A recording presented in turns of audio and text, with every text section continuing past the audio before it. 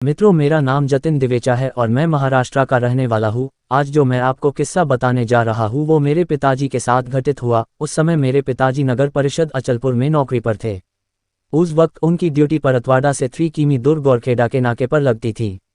गाड़ी का जमाना ना होने के कारण पिताजी साइकिल से आना जाना करते थे। रात बेरात की ड्यूटी हुआ करती थी। हमारा घर भी गोरखेड़ा में होने के कारण एक रात पिताजी 1 बजे नाके के लिए निकले। संतरे के बगीचों की ठंडक थी। रास्ते पर 1-2 लाइटें थी।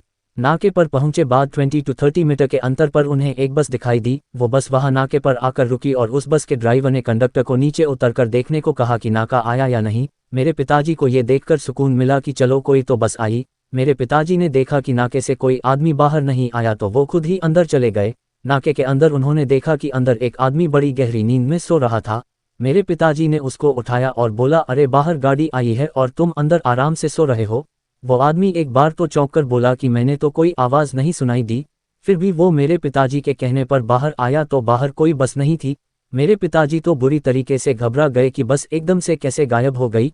वो नाके वाला आदमी जानता था कि मेरे पिताजी ने जो देखा वो छलावा था।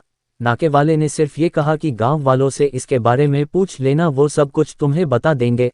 अगले दिन सुबह मेरे पिताजी ने एक गांव वाले किसान से पूछा, कल रात 1 बजे मुझे सवारियों से भरी एक बस दिखाई दी और थोड़ी देर बाद वो गायब हो गई।